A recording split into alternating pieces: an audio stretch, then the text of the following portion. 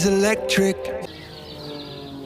Hi everyone, welcome back to the EV Puzzle. Time for an update. I'm just taking an opportunity while I'm out in Grantham. I've arrived at a place called the Chestnuts, where we're stopping overnight. And afternoon tea, cup of tea, Earl Grey, nice slice of Victoria sponge. So why not share it with you? After the phone call. Today's about adding extra solar at home. I'm going for a ground array, adding some more solar panels in our garden. So the sort of questions that you might have are, why am I doing it? I've got 9.2 kilowatts of solar. It peaks on the inverters at 7.4 kilowatts is what I actually get from it. So why do I want some more? Because I'm already exporting more energy than I need. And basically it's because I can. Yes, I'm addicted to solar. Yes, it's a great thing. You can never really have enough solar. So now that I'm generating more energy than I actually consume, I'm exporting it and making a profit from it. I'm earning an income from it, I suppose, in a credit in my Octopus account. And a little bit more won't hurt.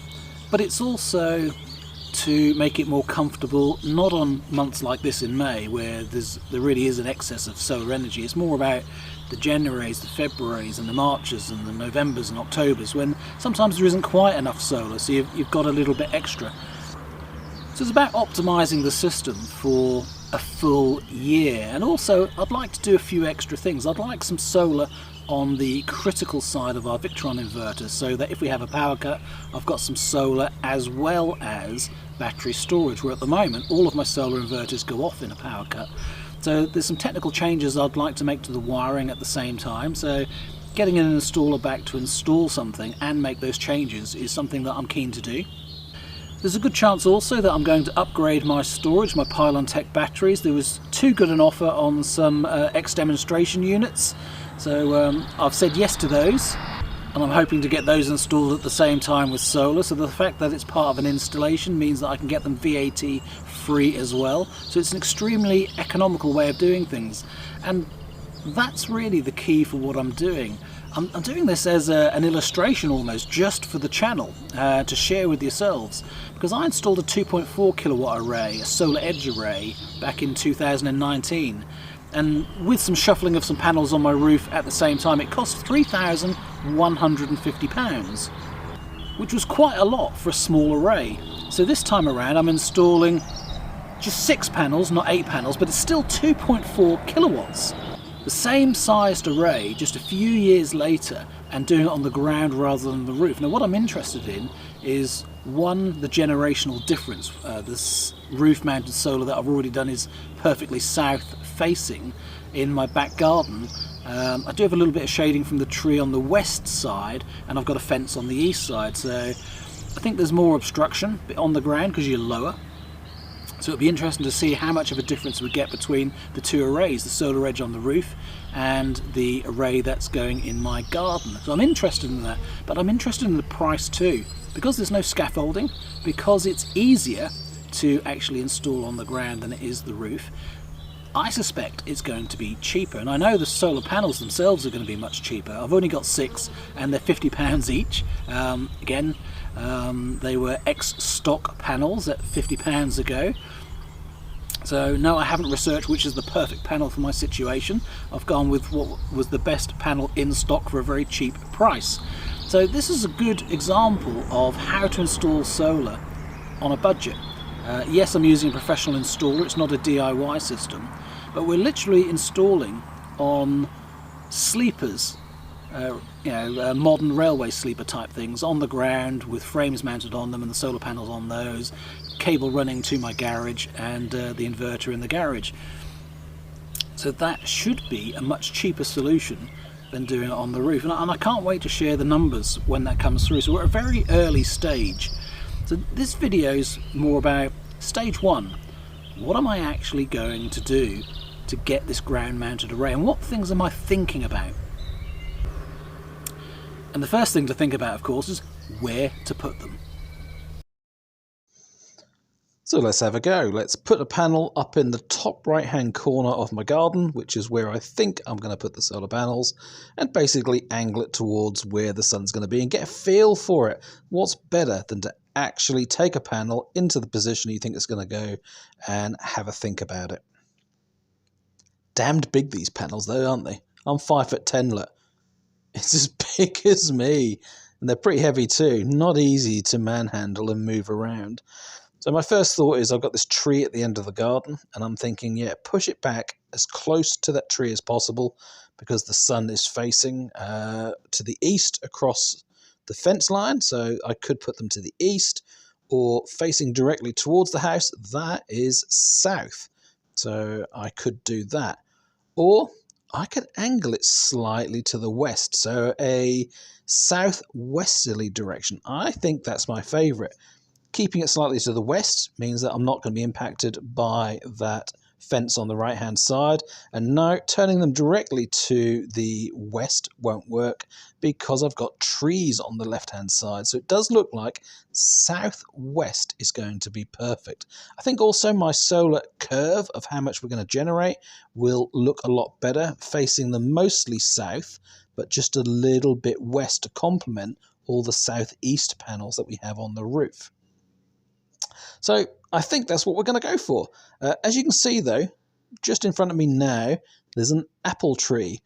That's going to have to go because that's got some shade. And here's the end result. 6 solar panels, 2.4 kilowatts, installed in the top right-hand corner of our garden, pointing southwest, getting as close to that tree at the end and facing slightly away from the fence on the east. And that should give me the best generation and not take up too much space in the garden. The mounting system, as you can see, railway sleepers on the ground, that's the ballast, and also to connect the frames to with the rails on the frames and the solar panels then connected to the rails.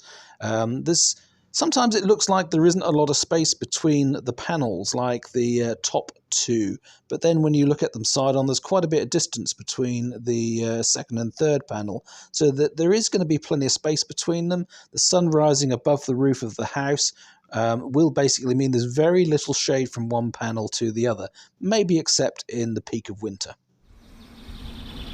So this video is about the installation of the panels and the first stage of deciding where to put them and what angle to point them. There'll be another video to follow because I haven't got to this stage yet of actually connecting them and choosing how to connect them on the inverter and what inverter to use, because I've got lots of choices. I could upgrade one that I've got already, I could add another inverter, or I could add them through the back of my Victron with an MPPT from Victron.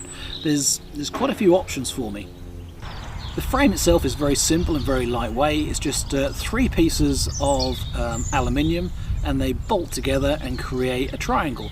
And on that triangle you mount the normal type of rails that you would mount solar panels on, and then when the rails are in place, the solar panels go on top and they clip down and are bolted down onto the rails.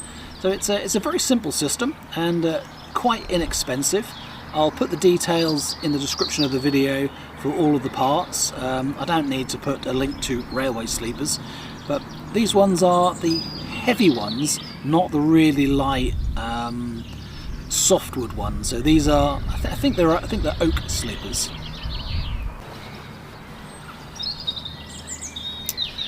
Questions you're likely to be asking are, do I need planning permission for this? Well, no you don't. You don't need planning permission to do hardly anything. Permitted development allows you to do quite a lot, and so long as you check the rules about how much you're installing, how much space you're taking, how high it is, how close to your neighbours it is, you don't need to apply for planning permission. Yes, you can apply to the council to double check anyway if you really want to just give them some money, but if you do your research on what permitted development allows you to do, then there really is no need, and I am within my permitted development, so I do not need planning permission for these solar panels. And yes, I've installed lots of solar panels already. And do you add them all together and aggregate them? No, you don't. What I install on the ground is very different to what I install on the house. So it's all good. The next thing is D&O. Yes, I'm going to have to make an application to the D&O to tell them what technology I'm installing. But at the moment I've installed some solar panels in the garden that are effectively an ornament, so I don't have to tell them that. They're not connected to anything, not connected to the grid, most certainly, so I don't have to tell them anything yet. So I'm having the discussion with the installer now about what to actually connect them to. So this could work out really, really well, but we'll see. So this is part one, my solar panels, what I have installed and which direction I've put them in and the decisions that I went through in doing that. Part two coming along soon will be the wiring of the panels. So there you go, that's what I'm doing on solar. What about wind generation? Now, we all like the idea of a wind generator in the garden because in winter time the wind and the storms are stronger and that's when you get less solar generation. So a great complement for solar is to have some wind power, especially for the winter. Now the problem that I found is over the last few years I've been looking and researching and waiting and watching, seeing what potential there is, and I cannot find a wind turbine that I think will actually work. You've either got them too small and too useless that basically they won't spin and they won't generate anything. So 100, 200, 300 watt capable wind turbine is just a little bit of plastic on a tiny little motor that basically never spins and doesn't generate more than 10 or 20 watts. It's going to be useless. And if I go for something better that's in the number of hundreds of pounds but up to say a kilowatt of generation, then that might last a week or 2 weeks and a few months before it breaks, especially in strong winds. It's not really going to survive. You've got to start spending some serious money and have a serious mounting system and get it really high to get any serious generation. So it is extremely hard to get a wind turbine in the garden. Now, I haven't given up completely, but my decision has been to invest with Ripple. So if you haven't heard of Ripple, Ripple is a company that basically installs solar and wind farms and sells them to the public. So the public own a share of that wind farm. So that's what I'm doing. I put in a reservation for one of their systems a while ago, but I didn't go ahead with it, so I had a reservation fee that carried over for their next project. And I've decided to convert that reservation into an actual share ownership for the Whitelaw Brae wind farm, which is one of the largest wind farms around. It's going to be 14 large wind turbines up in Scotland, a nice location. It's going to be extremely well looked after, almost like a nature reserve underneath, and I like the sound of that. And part of the reason for me deciding to do this has been I would like some wind power. I would like to own part of a wind turbine, and the credit that I'm going to get through my Octopus Energy account from Ripple, it's all going to feed through, will help pay the winter bill for my electricity in winter, as well as the credit that I get from exporting solar energy during the summer. So I like that, and it's going to last long enough to last my lifetime, so I haven't really got to worry about it. It's just going to be a nice little investment that provides a nice little return, a nice little top up, and it's a bit of kudos owning a bit of a wind farm. It'll be nice one day to go and actually visit the wind farm as well. But it doesn't have to be a huge investment. I've decided not to go for a multi-thousand-pound investment to give me lots of return and money, because I worked out eventually that it isn't just a financial investment. Obviously it is, because you're investing some money and you're getting a return from it, but it's not the best return in the world, and that's not what I'm investing for. I'm investing in Ripple because I want a bit of a wind farm. I want to do something that I'm not really interested in carbon offsetting, but if that's your thing, that's great, and it's a great opportunity to do it. It is more about just a balance of how much renewable energy that I am investing in and making use of and seeing come into my account, whether it's in kilowatt hours or pounds and pence. So I've decided to invest in the Whitelaw Brae wind farm, and Ripple have decided to sponsor this part of the video. I've been in contact with Ripple for well over a year. They were the first company that I seriously considered as a channel sponsor, but we never quite got it working together because I hadn't invested and hadn't decided to invest, and I don't like the idea of being sponsored by someone that I haven't bought into myself. I liked what they were doing, but if I didn't myself want to convert my money into an investment, how could I be, if you like, selling and representing a company, trying to sell to you if I hadn't myself? Anyway, so now that I've decided to invest with Ripple, and with continued conversations, Ripple have come on board and said they'd like to sponsor. And yeah, this video has a little bit of sponsorship, and I'm going to play a clip from Ripple about the Whitelaw Brae wind farm. So here it is. Ripple's mission is to make renewable energy ownership affordable and accessible to everyone. We've already built 2 wind farms, one of which has generated over £1 million of savings for members. I'd like to welcome you to our next biggest ever wind farm project. I introduce to you Whitelaw Brae wind farm, and we can reveal Whitelaw Brae is going to be in Scotland. Now, it's quite close to the village of Tweedsmuir, Moffat, in the Scottish borders. The wind farm will be made up of 14 turbines, and that's about 60 megawatts in total, definitely making it Britain's biggest ever consumer-owned wind farm. It's estimated that Whitelaw Brae will generate 150 gigawatt hours a year, enough to power 50,000 homes. To put that into perspective, when operating at full power, it will take just 3 minutes to power a home for the year. You'll be making history by being part of Britain's biggest ever people-owned wind farm. That's something to be proud of. We estimate that you'll save around 1,400 kilos of CO2 per year. That's the equivalent of 500 trees. In addition, you'll save thousands of pounds over the lifetime of the project. Don't miss out on your chance to see bill savings of your own.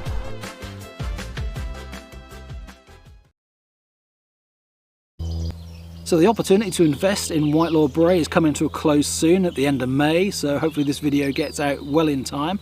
If you've got a few £100s or a few £1,000s that you're thinking of installing into a green project of some description, and you fancy owning a bit of a wind farm, or you want to offset some CO2, whatever your reason, if you like the idea of investing in Ripple, have a look at them online, see if you do. I haven't actually looked at all of the numbers to know how all of the numbers stack up.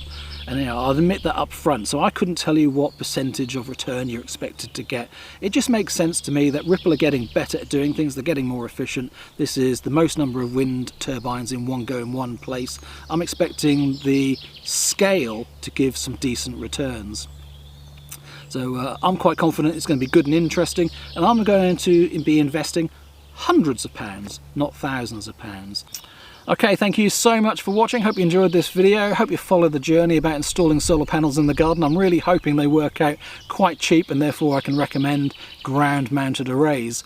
As for the wind turbine project in the garden, one day I might try one. I might try something to see whether I can get a wind turbine working in the garden. But for now, my investment with Ripple, I think, is the right way forward. Please subscribe, please click like. Thanks for watching, everyone. Take care and see you again soon for more electric videos. Bye for now.